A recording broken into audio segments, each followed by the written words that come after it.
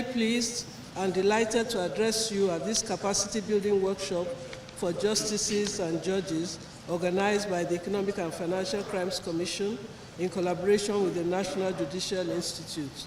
Your Excellencies, my lords, there is no gainsaying the fact that as judicial officers, the decisions we make in our courts have a marked impact on the growth and stability of our dear nation, Nigeria, and this invariably affects its economic development and sustenance.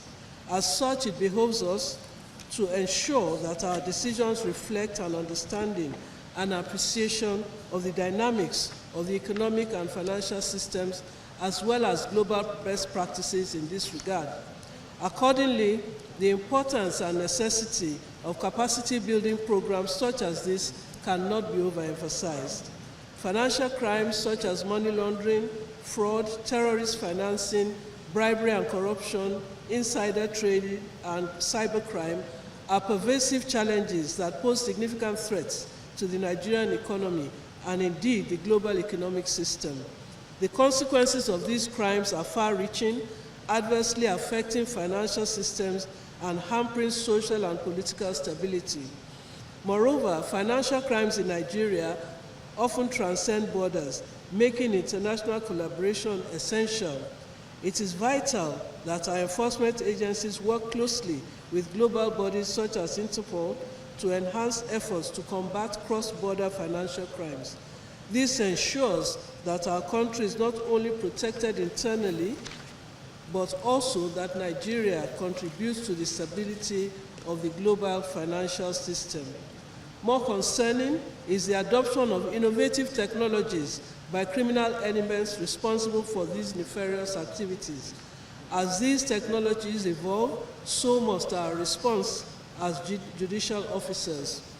In light of the foregoing, the theme of this workshop, integrating stakeholders in curbing economic and financial crimes, is most timely.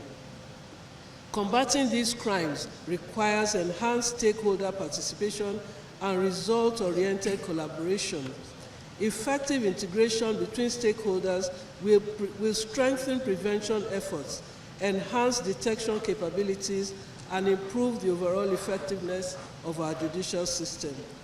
While the judiciary stands as a critical stakeholder in the administration of justice, its adjudicatory functions cannot be judiciously discharged without the diligent investigation and prosecution conducted by key agencies such as the EFCC, the Independent Corrupt Practices and Other Related Offenses Commission, ICPC, and the Nigerian Financial Intelligence Unit, NFIU.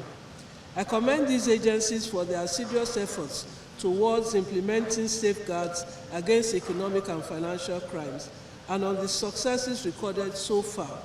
But it is evident that much remains to be done. Financial crimes continue to evolve in complexity, and we must remain proactive. A key strategy moving forward is the establishment of a coherent and unified structure for information sharing across institutions.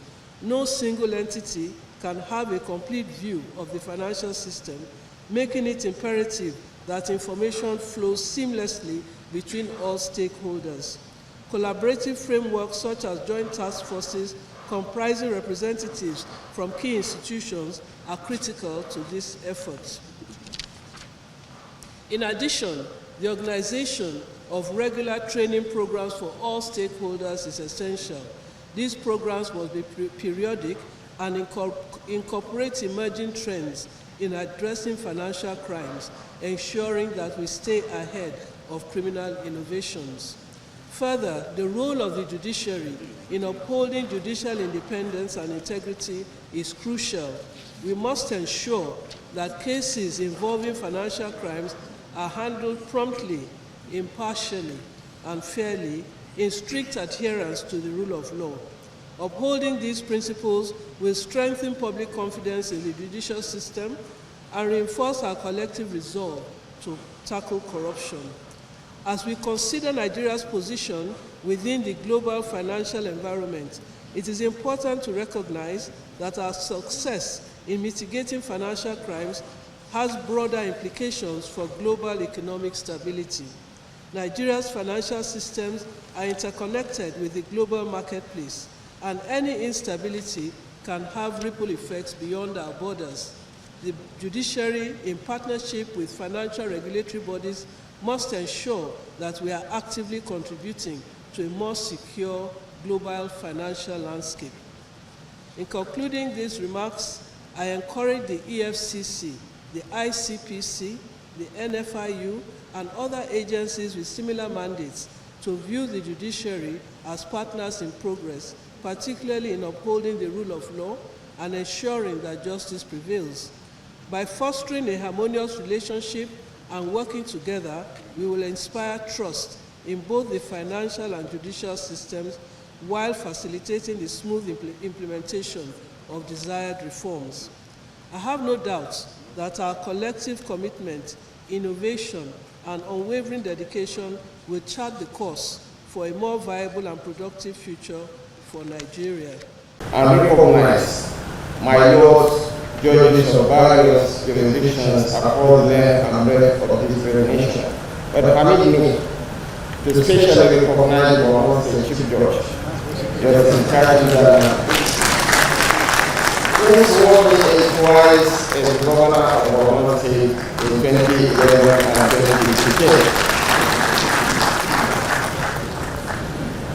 The Attorney General of the Federation and Minister of Justice, Latif Obademi, SAN, the Executive Chairman of the Economic and Financial Crimes Commission, Mr. Olanike, our elder statesman, former Secretary General of the Commonwealth, Chief Emeka Nyawu, the guest speaker, legal luminary and distinguished professor of law, Professor Ise Sagai, the Administration National Judicial Institute, my Lord Honorable Justice Abdullahi, the President of the NBA, Mahdi Ahmad Osigwe, SAN, Permanent Secretaries, Directors General, Heads of Extra Ministerial Agencies and Parastatals of Government President, distinguished participants, honored guests, ladies and gentlemen. It is with great pleasure that I welcome you all to the Economic and Financial Crimes Commission, EFCC, and the National Judicial Institute NJI Capacity Building Workshop for Justices and Judges.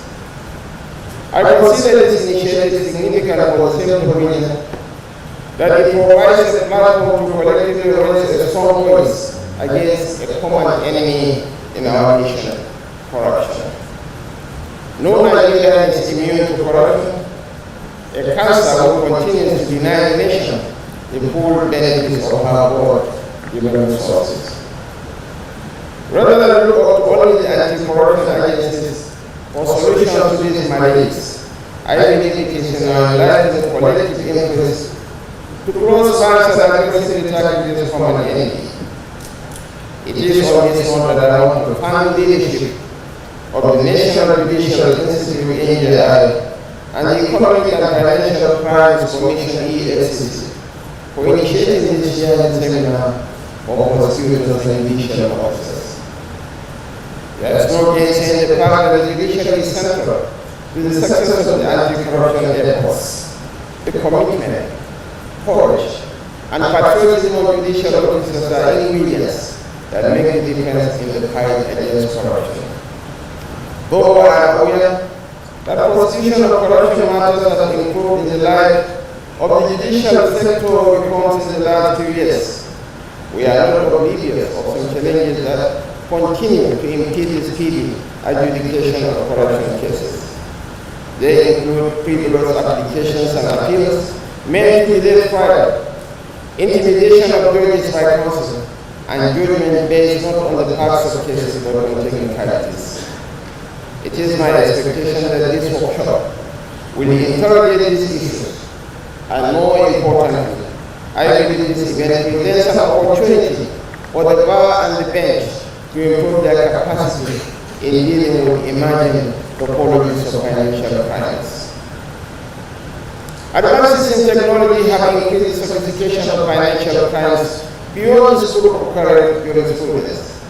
For instance, the emergence of virtual assets have occasioned an upside in cryptocurrency fraud, and of course, must be equipped with requisite knowledge to adjudicate these new crime forms. As an administration, we remain committed to creating the right environment for judicial officers to discharge their responsibilities. One of the major actions of government within the past year of the present administration was improving the welfare of judges across the board with an increase in their remuneration. Official accommodation is also provided for various categories of judicial officers in high-growth areas of the federal capital territory. I think we deserve a bigger applause.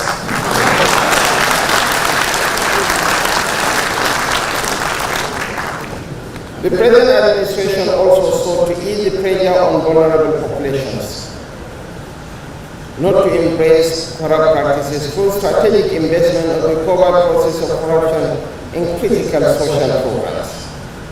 The two notable ones are the students' loan fund being managed by NELCO and the consumer credit scheme under the supervision of the Nigerian Credit Corporation Credit Corp.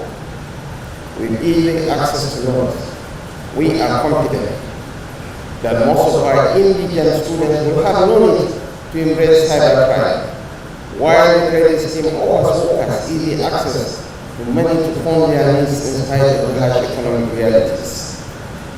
We commend the EFCC and its chairman for its commitment in fighting all economic and financial crimes, especially in tracing and recovering stolen assets. We will continue to support the work of the Commission to ensure that it continues to deliver a statutory monitor-led coherence. As I conclude, I invite participants to come up with pragmatic programs or recommendations that will ultimately birth improvement in justice delivery and eliminate gaps currently exploited by unscrupulous actors to style trial and investigate. Your Excellencies, my lords, distinguished participants, it is now my singular honor and privilege on behalf of President Bola Tinubu, GCFR, to formally declare the 2024 Sixth Economic and Financial Crimes Commission National Judicial Institute Capacity Building Workshop for Judges and Justices and Judges. I thank you all for your attention.